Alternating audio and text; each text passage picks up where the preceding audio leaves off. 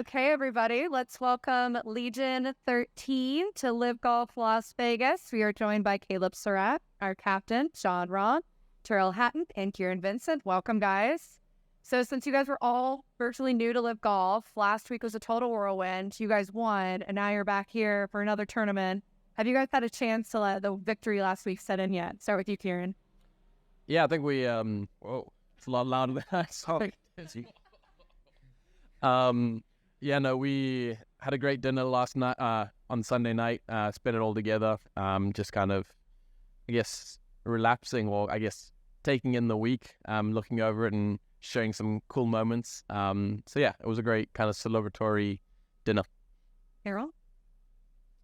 Yeah, not much more to add in that sense. We enjoyed each other's company on Sunday evening, but excited to get going this week now. So it's a new week, and obviously we all want to go out there and do our best again and give ourselves a chance. And John, do you feel like you guys have really planted your flag in the ground here at LIV, coming in your very first week and winning? I like to think so, yeah. We definitely wanted to, leave our mark, and throughout the year at least, and had to start the way with the win. To start the year with the win is incredible. So, yeah, hopefully we accomplished what we meant to do, and hopefully we can keep doing it this year and keep playing good. And Caleb, I just heard a really funny story while we were walking over here. So I know the jokes keep coming about how young you are out here, but apparently you couldn't check into your hotel last night and you weren't over 21, and Terrell had to pretend to be your dad and check in for you. Yeah. Can you guys tell us that story? I don't know who they thought was older in that. We've had some funny discussions with ages related with Caleb and what he thought we were. Yeah. One of the first things he told me is like, man, I didn't know you were only 29. And I think with the tone of how he said it, he thought I was closer to 40 than 30. So It was actually a compliment, but he didn't see it that way. no, I definitely didn't. No, checking in yesterday, I kind of kept looking over to Caleb, and he was like looking over at me quite nervous. So I just, once I finished checking in, I sort of wandered over to make sure that he was okay. And yeah, as I got there, the lady checking him in saying that he needed someone over 21 to be on the reservation to allow him to stay in the room. So yeah, I had to hand over my driver's license to make sure he had a bed for the night. Well, you better take care of that win, that correct? Yeah, for sure. And Fury, one from me from last week, actually, I didn't get a chance to ask you. So there was one day last week where you outdrove every single person in the field by, what was it, 28 yards, 26 yards. Did anyone out here know that you were the bomber out on tour before you got here? And is that kind of going to be your mark here at LIV Golf? Well, funny story, actually. Teeing off on Sunday, we're in the bunker practicing some bunker shots, and the guy walks over to me and asks me if I had a sprinkler head on that hole. So, yeah, I mean, it's dynamite comes in small packages, I guess. So, I don't know. But no, it was, I guess we got a hold of that one, so we got a little lucky there. And last one for me, this golf course, have any of you guys had a chance to play it? I know it's kind of a short, tight course, and how do you guys think it suits your games? We'll start with you, John. Have not played it. No, so after this will be the first time I see it. First glance, kind of reminded me a little bit to what would be a Phoenix Country Club, right? A bit more in-city golf course, smaller, maybe a little bit more traditional, but something I quite usually enjoy, right? I mean, not too different to what last week might have been. It's not the longest, it's more about positioning, right? So at first thought is that I think I'm going to enjoy this golf course. Plus, I keep hearing the greens are from people that have played it. That is one of some of the best greens I've played on. Excellent. Caleb, how does it suit your game? I mean, no matter how tight it is, it can be tighter than last week. So I'd say we had a good prep. I don't know. I haven't been out there yet. I think a big thing for me is going to be getting used to the altitude. The ball travels differently out here. It flies maybe a bit farther. And then obviously the temperature too, because, this is a bit more back at home, right? Kind of cold, overcast, and wet. So this is what I'm used to, and it's a little bit more in my comfort zone. And Terrell? I hope it's less stressful than last week. I had, like, most holes you stood on last week was just like not a nice feeling. Yeah, So yeah, hopefully there's less hazards out there that I can find. But yeah, I haven't seen the course either. We're all in the same boat, so hopefully get out there this afternoon and get a feel for it. But ultimately, come Thursday morning, we'll be ready to go. Excellent. Well, good luck this week, guys. Thank you. John, obviously we mentioned Caleb being the youngest player out here. What kind of things have you and the rest of the guys done to kind of help navigate his way into professional golf? You know, it's been a whirlwind, obviously, the last few weeks. Well, he might be 19, but first time he ever walked me through his process to make this decision, he's about as mature as he came. So he showed me real quick that he was ready, right? He was ready to make the jump. And after that, once you're mentally ready, it's just getting past the step of it just being golf, right? Like, it's a different setting, yes. Different competition, yes. But at the end of the day, it's yourself on the golf course, and you just need to get comfortable with that, right? And maybe last week wasn't the easiest, but we did see some flashes of brilliance. He did ask he does ask questions when he needs to try to learn from everybody. Try to give him advice, but ultimately it's a process that he's going to need to learn a little bit of his own, right? But he's always seemed so ready that that's probably why he started playing off so good. Do you guys feel like you're all pros out here, but obviously he's young? Do you feel like you have to help mentor him at all, or does he need any mentoring, or what? I feel like it's up to him. If he wants us to help, he'll ask. If not, I don't think any of us are the type of people to just go up to him and tell him something, because you never know if you're going to help or not. Caleb, how do you approach like learning about the NFL golf? I just think it's a bit more of a blunt statement, but it's more of like, how can I just learn to compete and win out here, right? Like, I know that's a big thing to say as a 19-year-old, but like, there's no better way to base my process and base my goals than having that as kind of the forefront thing for me. So, if I'm learning about pro golf based on trying to impress everybody and trying to, live up to expectations, then I'm setting the ceiling so low. So I have my ceiling set really high, and that's kind of allowing me to, truly get in situations where I can learn from the best players. And playing alongside Rahm and Tyrrell, it's as good as it gets, right? So that helps me a lot. And it's just the only tough part is it can be tough because sometimes like I can make John my standard, right? Like, but he's the best player in the world and one of them, and and that's somewhere I'm trying to get in my career. But I'll get mad when I hit a bad tee shot and he hits it down the middle, of course, right? So I think just kind of setting my own expectations and just continuing to learn I'm just going day by day. I don't know what I don't know, and I'm still learning. Can you take us through the process of when you decided to make this move to LIV? Did you reach out to John? How did that whole process work? Yeah, it was I don't even remember. I mean, it was just a big whirlwind because I was playing a tournament at the time, and I kind of let a lot of my team handle a lot of that, but it seemed like there was a lot of interest from John, and the day that I got the call and the text from John saying that that was a real opportunity, then I saw just total upside for me and just a great way to start my career. And Kieran, can you talk about you're the closest to Caleb in terms of age? Maybe you guys will hang out a lot. Do you feel like, or not?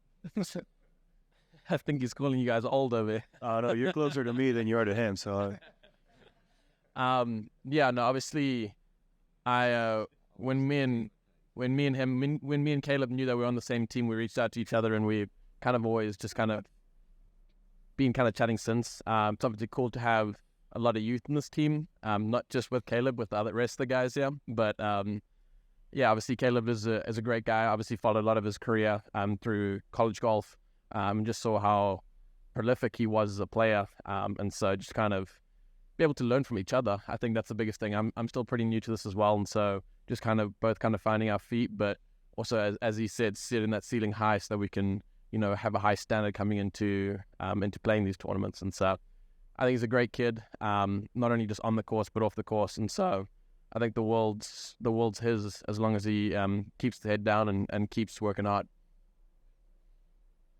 John, there's been plenty of talk about Joko not being in the majors. He's obviously one of the form players in the world at the moment. What do you make of it? I mean, it's hard to say. Do I believe he deserves to be in majors? Yes. Does he have the talent to contend and possibly win majors? Yes. But unfortunately, the reality is that he's going to have to try to qualify for two of them, and I don't think he can play two of the other ones, right? So, it's a little bit sad, but it's hopefully something that we see a change in the future, encouraging players in LIV Golf to be able to qualify, or maybe a change of the world ranking, whatever it may be, because there's definitely a lot of players here that are more than capable to contend and win majors, and are not going to have the chance in the near future. So I hope it changes. And obviously, when you won 2 majors, when you win in your majors, you want to be the best versus the best. That goes without saying, doesn't it? Yeah, I mean yes. Ideally, to be the best in the world, you have to beat the best in the world. Period. And again, not that there'll be an asterisk, but Joaquin not being there is definitely a step down on the level of the field.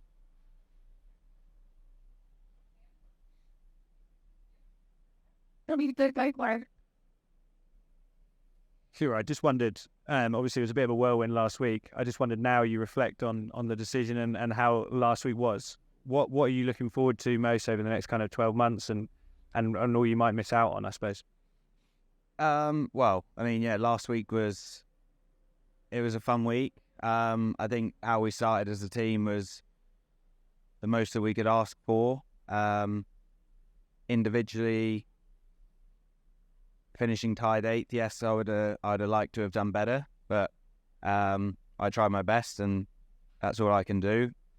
Going into the rest of the year, there's some places on the LIV schedule that I'm really looking forward to going and playing. Down Adelaide. Never played Valderrama, so that's another one that's exciting for me. And yeah, I mean, as it currently stands, you kind of, with signing with LIV, you know you're gonna miss out on some events. I'm obviously hoping that things will work itself out and that there'll be, down the line, you'll still be able to play like certain events. I still plan on trying to play DP World events this year.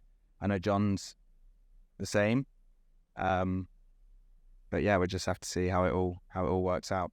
How do you kind of compartmentalize? Obviously, you went through a process to make the big decision of the change of direction in your career.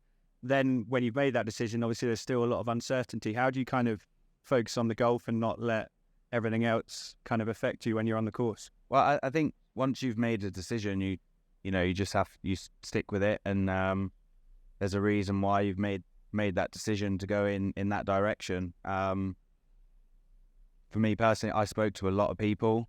It certainly wasn't a decision that I took lightly, and it was, although I didn't have a huge amount of time in making that decision, as I said, I spoke to a lot of people and spoke to the people closest to me for quite a lot of time.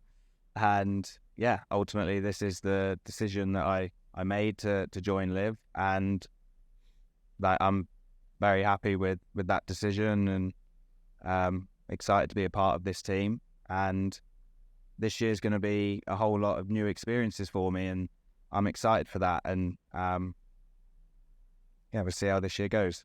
Have you spent much time in Vegas before, and how does the weather compare to what you're expecting? And well, the weather's more similar to England, I think, at the moment, which in some ways is a little disappointing.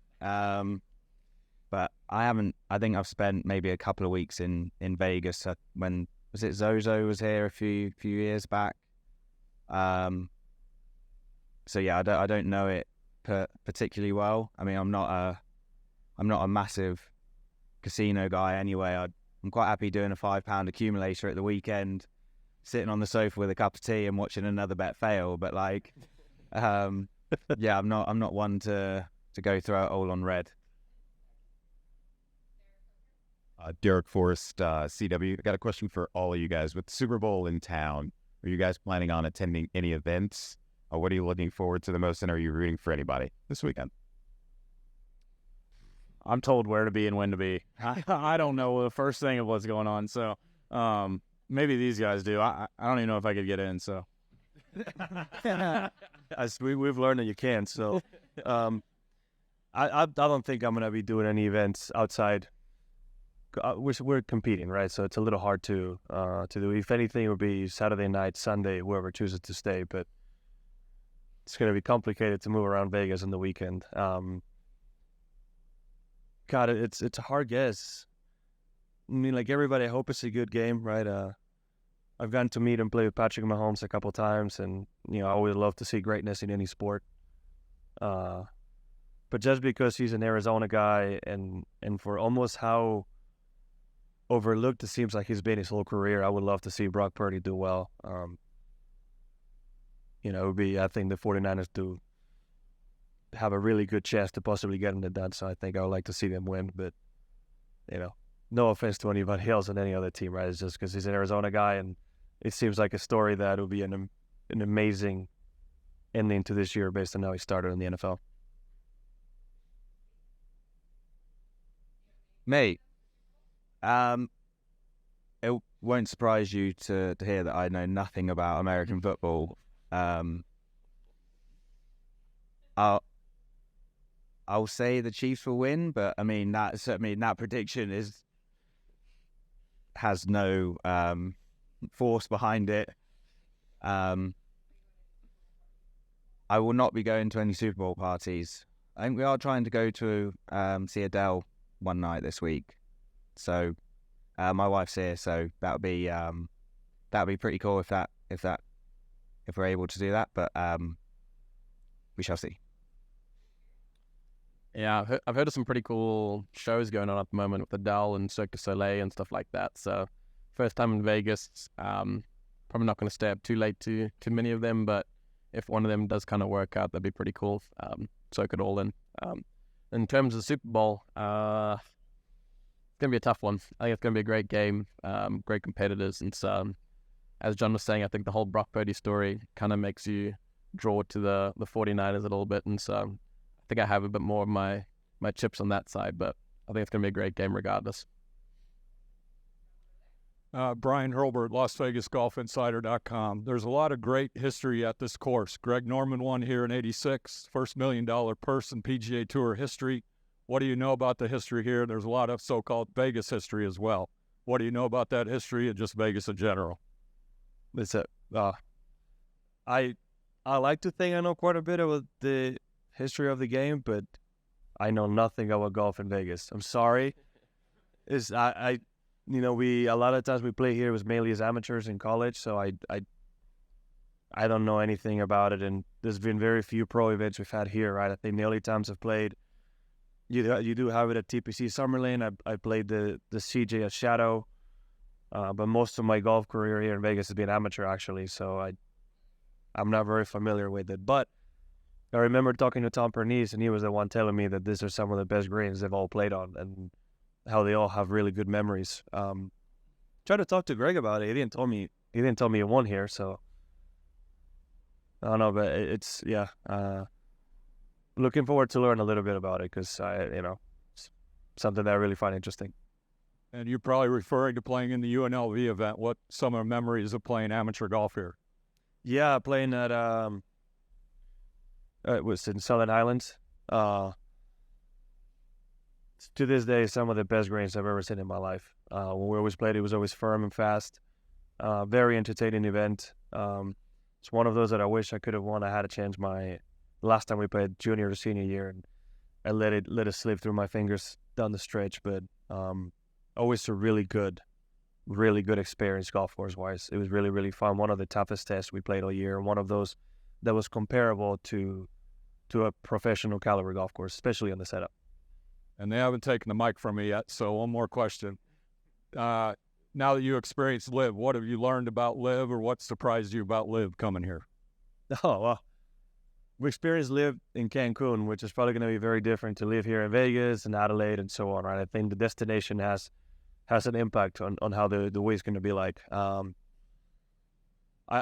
biggest thing for me going into it, based on what the people were telling me, was mainly the warm-up and just the whole situation getting out to the tee. But for the people that know, and that, at least the friends of mine, we have this men's game on Fridays in Silverleaf, in which just shotgun around noon.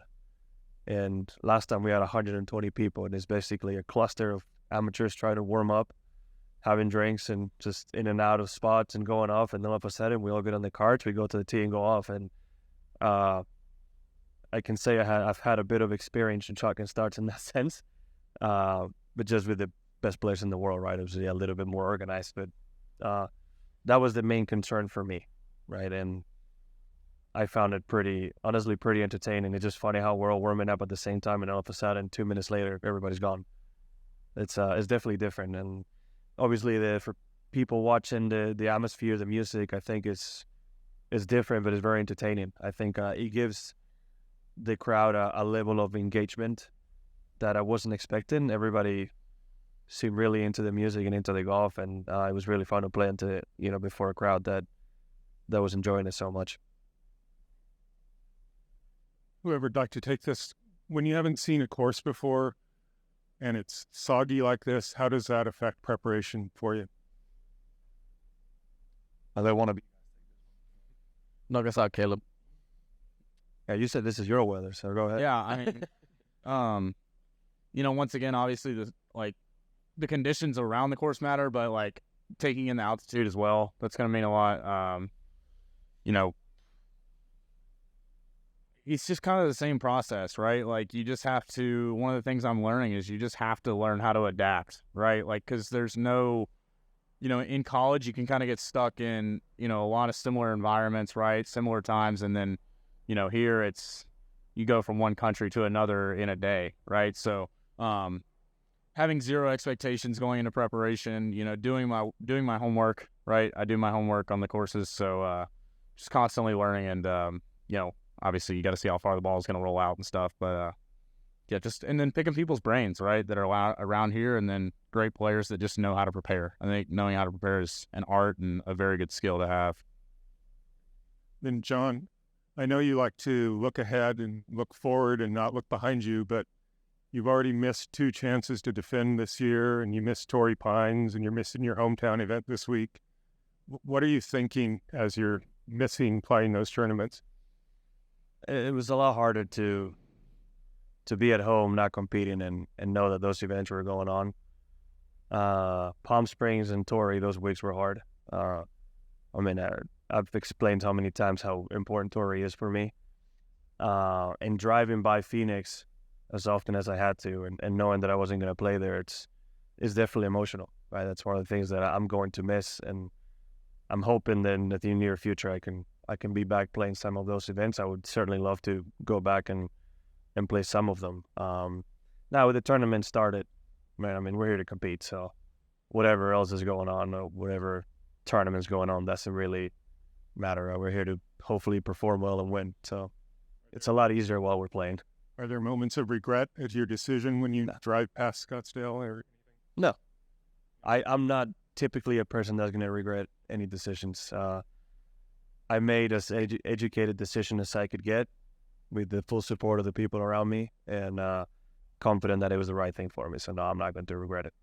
And then Terrell, same thing for you, like with Bay Hill coming up and knowing you can't be at Bay Hill, which is important to you. How do you think you'll feel that week? Well, that was part of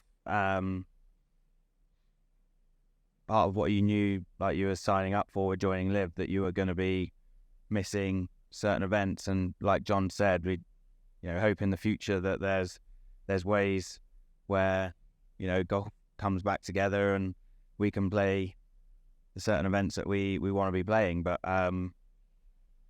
golf's just in a bit of a weird spot right now.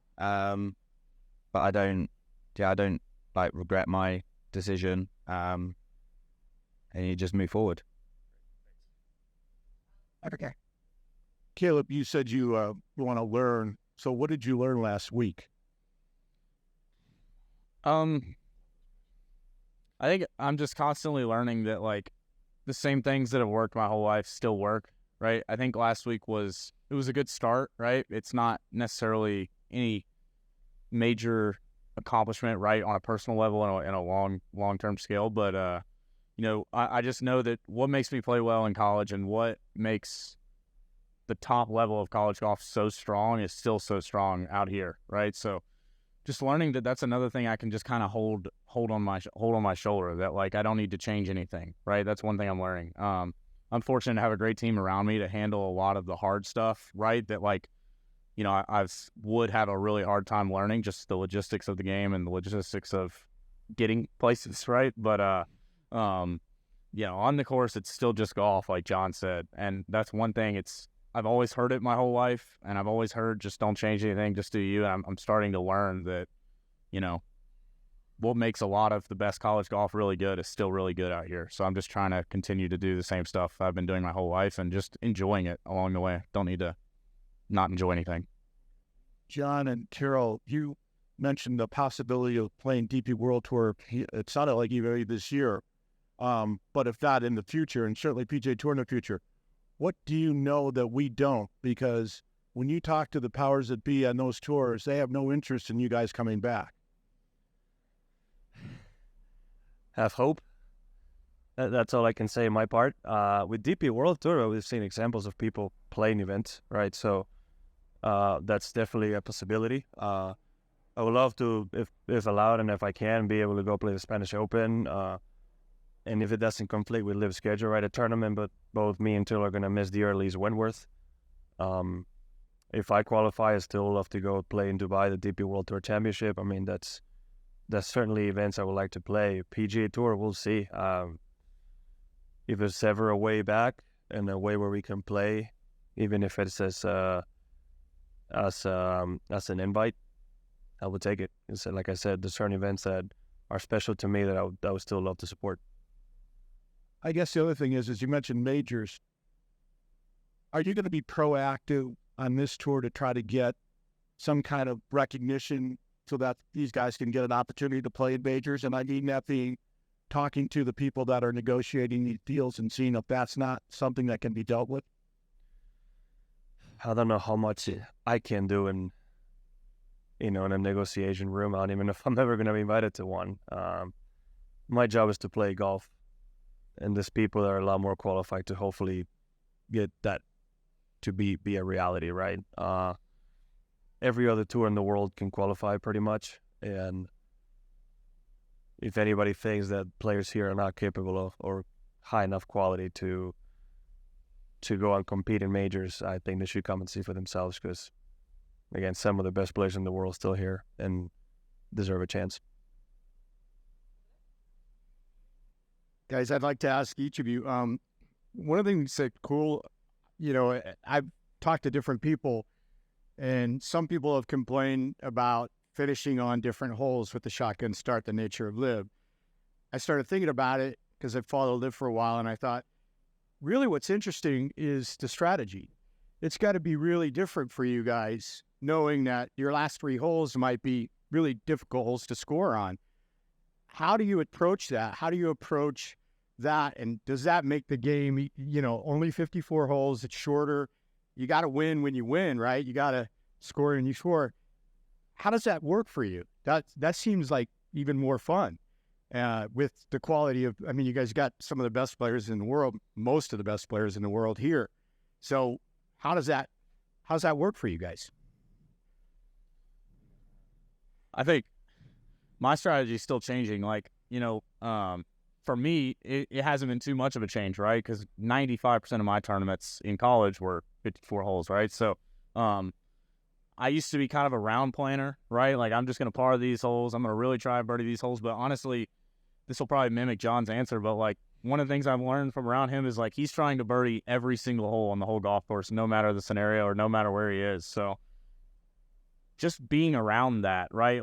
that continues to change my view on it a little bit. So that's kind of my goal, because right, with 54 holes, it's harder to come back, right, if you get behind, but it's also harder to lose a lead, right? It's harder to come back on somebody if you're that somebody, right? So it's still golf, right? I don't think you change much, but I mean, do you strategize with your caddy? These are the holes that got to go, or I mean, No, I've never. you done just that. play hole by hole, shot by. I've never, at least personally, the player to go before the round, look at all the pins and think, oh, I need to do this here or there, because there's been many times where I said, oh, we're going to lay up here, and let's say it's the 10th hole, and I've absolutely striped it off the tee. I can guarantee you I'm pulling out driver on that hole. So, no, I get to the tee, I see where the pin is, and basically, all right, what's going to give me the best chance to make a birdie and move on. It's all circumstantial, depending on the weather conditions, right? So, Well, what if you're behind, 5 strokes or something like that, but you got to play for this team like you guys did last week? How does that change your strategy? And is there a little more risk reward, a little more going for it kind of mentality at that point, or hanging in there for the team? How do you approach that? I think ultimately you just have to play your own game. You just go out there, and I don't think you can overcomplicate it. I don't think that's something you should do. Just go out there and just like be yourself and play how you would naturally play. You can't the worst thing you could do is say you've got a lead in the individual and you've got a lead in the team. You can't then just start being defensive, because that's not how you play. You just keep doing the same thing, keep trusting that, and should all work itself out. Hey, let's get these guys out to practice, learn the course. Thank you so much. Good luck this week defending your title. appreciate it. Thank you. We're good.